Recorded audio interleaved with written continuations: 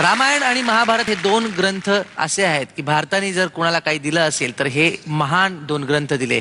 असं रामायण जर अंधारात सादर केलं ते तेवढाच प्रकाशमान ठरेल का? नक्कीच ठरेल. जोरदार टाळ्यांनी आपण आधी स्वागत करूया. पुण्याहून येतात विकल्प ग्रुप UV लाईट मधलं रामायण घेऊन.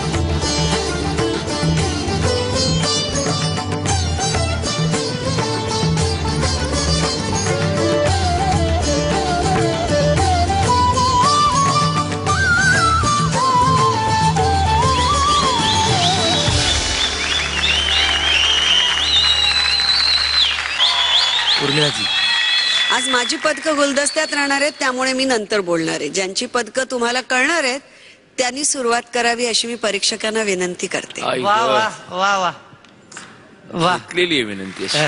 अलगद तुमचा परफॉर्मन्स बघताना अगदी डोंगराच्या वरती जाऊन आकाशाकडे रात्री पाहणं आणि मग थांबतच नाहीत तारे, तसे तुमचे UV बाण काही थांबतच नव्हते. राम जो चालायला लागला तो तर अप्रतिम होता भाग. मागे चाललेत सगळे, म्हणजे थोडंसं ॲनिमेशन वाटलं. नंतर द मोस्ट कॉमिक पार्ट जे आपण आपल्या रामायणात जेव्हा आपल्या टीव्हीवर आले होते तेव्हा ते बाण यायचे आणि दोघांचे बाण असे काहीतरी व्हायचे, नंतर काहीतरी गायब व्हायचा. तो इफेक्ट तुमचा फार छान होता, मला आवडला. मी प्रेक्षकांना सांगू इच्छिते की कदाचित त्यांना कळत असेल किंवा नसेल की ह्या अशा प्रकारच्या ॲक्ट्समध्ये खरोखरच किती, आपल्या लोकल मराठीत सांगायचं झालं तर किती ढोर मेहनत करावी लागते. खूप खूप मेहनत जाते, तेव्हा कुठेतरी जाऊन अशा टाईपचे ॲक्ट्स दिसतात. त्या मेहनतीकरता सर्वप्रथम तर तुमचं अभिनंदन. अतिशय सुंदर. त्या रावणाची 10 तोंड सुद्धा तितकीच प्रभावशाली, तो जटायू सुद्धा, आणि त्या रावणाची 2 रूपं सुद्धा तितकीच सुंदर आणि फारच फारच छान, अगदी मनमोहक सुंदर.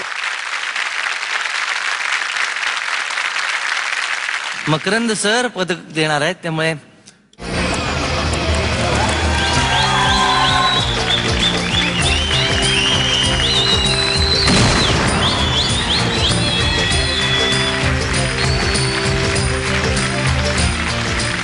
मी तुम्हाला गॉंग दिलाय त्याच्या मागचं कारणही आहे.